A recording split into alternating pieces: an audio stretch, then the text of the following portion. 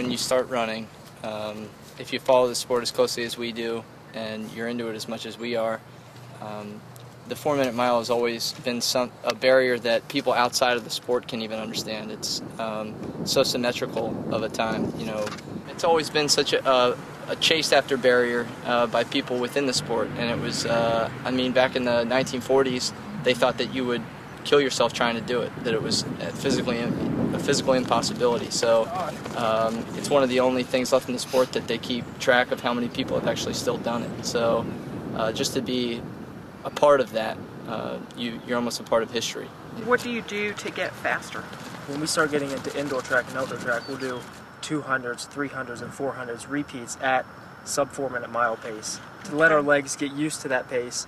And more or less, it's so that our legs aren't surprised when we're out on the track. I can do this pace. I did it in practice, and I was just doing it on the day of the race. Whose idea was it? I think it's just an accumulation over the years of getting close, and now we're standing on the doorstep. So you just got to walk through the door. So well, when you get down that low, it's every second is a light year. Yeah, every second counts, and it's you know, Kyle ran 4:01. He'll attest to it. That last, you know, running 1.5 seconds faster is probably another year's worth of pain and training and stuff. I mean, it's rough.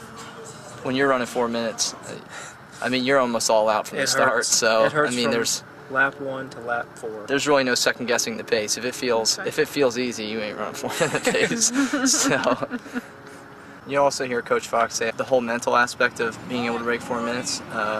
He'll often say, believe that you can do it, and he'll really get excited, and he'll share in our excitement. If we run a really good workout, he'll come up and be high-fiving us, and you can see it in the way he carries himself towards us that he really believes that he's going to have 3 guys run under 4 minutes this year. So I also think it helps just for the plain fact that he's done it himself. He's broken 4 minutes in the mile. He's broken 28 minutes in the 8K or the 10K. He's a 2:11, 2:12 marathoner, something like that. And he knows what it feels like. He knows it hurts. Yeah, I mean, the old saying, it's 90% mental, 10% physical. And I truly believe that. If you believe that you can run 4 minutes in the mile, I mean, you can do it. If you put the work in and your workouts are good. And, you know, John and Kyle and I are all out here hammering every single day together. And we believe together we can break 4 minutes. Be a lot harder to do alone, huh? Yeah. Oh, I wouldn't be trying. No. I would if Kyle and John weren't here, it would be, I'd probably say it'd be 100 times harder. And like John said, I mean, it's so encouraging whenever you have other people there, because you know they're hurting too.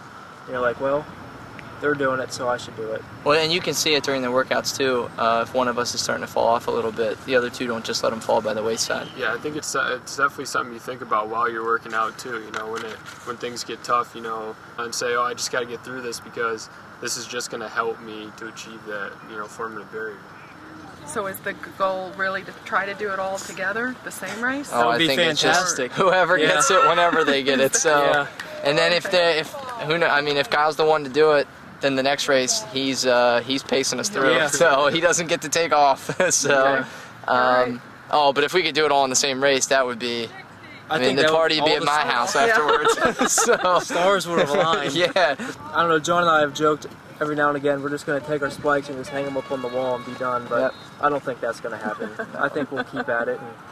And this is what we do. I think if we can get under that time, then suddenly we start to have a realistic shot at things like the Olympic trials and the finals of USA track and field races and things like that. So, but you know, as with anything, you don't move on to the next goal before you accomplish the one that you focused on the one you got.